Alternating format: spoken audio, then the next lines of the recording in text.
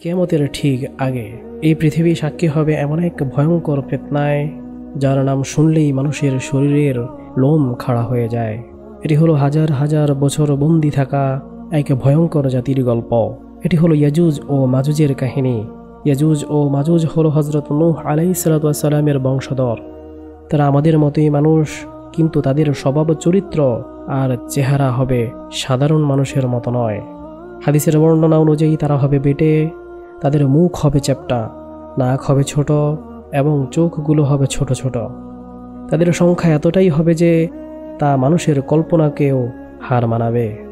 তারা যখন কোনো একটি নদীর পাশ দিয়ে যাবে তখন তারা সেই নদীর সমস্ত পানি পান করে শেষ করে ফেলবে। এই জাতি এতটাই ভয়ঙ্কর হবে, একটা নদীর পানিকেও তারা মিনিটের মধ্যে শেষ করে দিতে পারে।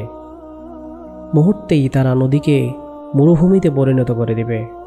তাদের প্রধান বৈশিষ্ট্য হলো তাদের সীমাহীন নিষ্ঠুরতা। তারা কোনো এলাকায় ঢুকলে সেখানে প্রাণের কোনো চিহ্ন রাখে না।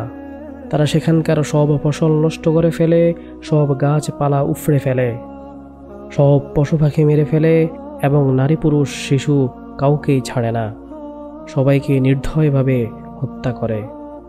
বহু শত বছর আগে বাদশাহ জুলকারনাইন নামে আল্লাহর এক নেককার বান্দা ইয়াজুজ ও মাজুজের অত্যাচার থেকে মানুষকে বাঁচানোর জন্য দুটি পাহাড়ের মাঝখানে লোহা ও তামা গলিয়ে এক শক্ত প্রাচীর তৈরি করে দিয়েছিলেন।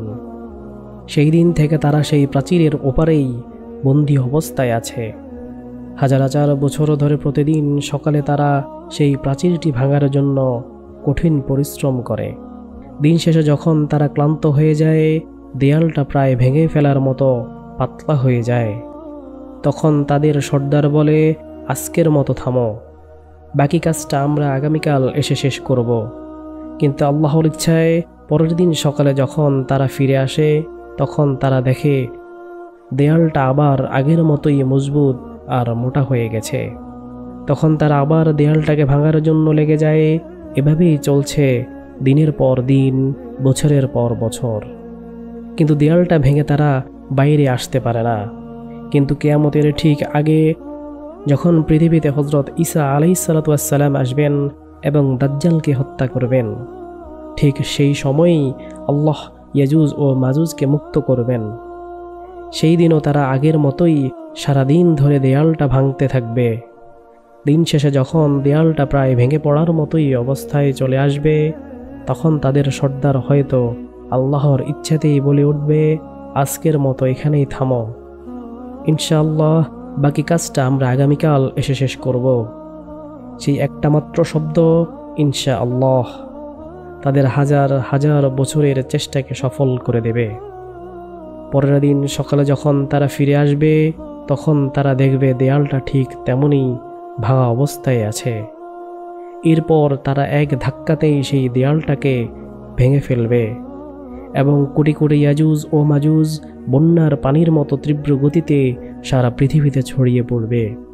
তাদের আগমনের সাথে সাথেই পৃথিবীতে শুরু হবে এক চরম বিপর্যয়, এক ভয়ঙ্কর দৃশ্য। তারা যখন উঁচু ভূমি থেকে দল ভেদে নামতে থাকবে তখন মনে হবে যেন পাহাড়ের উপর থেকে এক বিশাল কালো সমুদ্রের ঢেউ নেমে আসছে। তাদের চিৎকার আর পায়ের শব্দে মাটি কাঁপতে থাকবে। তারা তাদের যাত্রাপথে যা কিছু পাবে সব কিছু ধ্বংস করে দেবে। সবুজ ফসলের মাঠ তাদের পায়ের নিচে পিষে ধুলোয় মিশে যাবে। ফলে বাগানগুলো তারা উফড়ে ফেলবে। শহরের পর শহর তারা জ্বালিয়ে ফড়িয়ে চারখার করে দেবে। তারা যখন জেরুজালেমের তাবারিয়ান নদীর পাশ দিয়ে যাবে তখন তারা সেই নদীর সমস্ত পানি পান করে শেষ করে ফেলবে। নদীটা একদম শুকিয়ে মরুভূমির মতো হয়ে যাবে।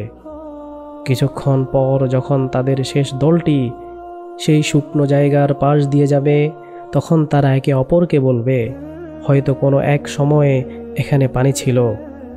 পৃথিবীর মানুষ ভয়ে আতঙ্কে দিশেহারা হয়ে যাবে। তারা নিজেদের ঘর বাড়ি ছেড়ে পাহাড়ের গুহা এবং জঙ্গলে গিয়ে আশ্রয় নেওয়ার জন্য ছুটতে থাকবে। কিন্তু ইয়াজুজ ও মাজুজের হাত থেকে পালানো প্রায় অসম্ভব হবে। তারা পৃথিবীর মানুষকে মারতে মারতে এমন এক পর্যায়ে পৌঁছাবে যখন তারা অহংকার করে বলবে, আমরা তো পৃথিবীর সব মানুষকে মেরে ফেলেছি, এবারও তো পৃথিবীতে আমাদের আর কোনো শত্রু নেই, চলো এবার আকাশের ফেরেশতাদের মারি। এই বলে তারা আকাশের দিকে তাদের তীর ছুড়বেন। আল্লাহ তাদের এই অহংকারকে পৃথিবীর মানুষের সামনে প্রকাশ করার জন্য সেই তীরগুলোকে রক্তমাখা অবস্থায় তাদের ফিরিয়ে দিবেন।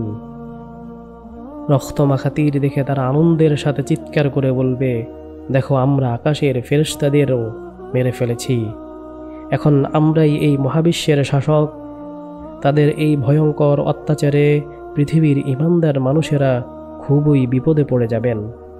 হযরত ঈসা আলাইহিসসালাম এবং তার সাথে থাকা মুমিনরা তখন তুর পাহাড়ে আশ্রয় নেবে। সেখানে তারা অনেক কষ্টে পড়বেন। খাবারের এমন অভাব দেখা দিবে যে একটা গরুর মাথার দাম 100টা সোনার মুদ্রের চেয়েও বেশি হবে। ক্ষুধার কষ্টে ঈমানদারদের অবস্থা নাজেহাল হয়ে যাবে। সেই কঠিন আর অসহায় মুহূর্তে যখন বাঁচার আর কোনো উপায় থাকবে না, তখন হযরত ঈসা আলাইহিসসালাম এবং তার সঙ্গীরা আল্লাহর কাছে 2 হাত তুলে দোয়া করবেন। আল্লাহ তাদের দোয়া কবুল করবেন। তিনি ইয়াজুজ ও মাজুজের উপর এমন এক গজব পাঠাবেন যা কোনো মানুষ কল্পনাও করতে পারে না। আল্লাহ তাআলা নাগাফ নামে এক বিশেষ ধরনের পোকা পাঠিয়ে দেবেন। সেই পোকাগুলো তাদের ঘাড়ের মধ্যে ঢুকে তাদের শরীরের ভেতর থেকে খাওয়া শুরু করবে। কোটি কোটি ইয়াজুজ ও মাজুজ, যারা একটু আগেও নিজেদেরকে পৃথিবীর শাসক বলে দাবি করেছিল, তারা এই ছোট্ট পোকার আক্রমণে এক মুহূর্তের মধ্যে পোকামাকড়ের মতো ছটপট করতে করতে মারা যাবে।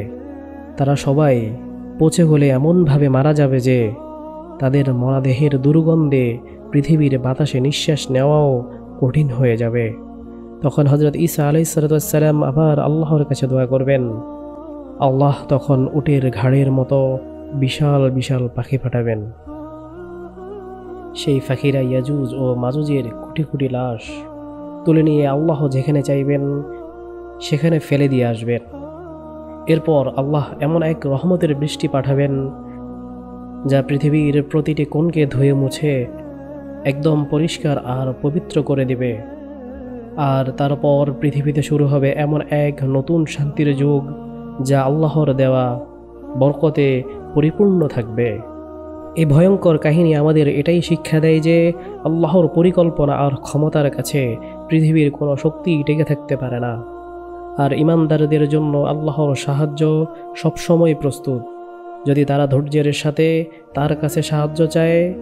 ইয়াজুজ ও মাজুজের এই কাহিনী যদি আপনার ঈমানকে শক্তিশালী করে, তাহলে এই ভিডিওটিতে একটি লাইক দিন এবং আপনার প্রিয়জনদের সাথে শেয়ার করেন। এই গুরুত্বপূর্ণ জ্ঞানটি ছড়িয়ে দিন।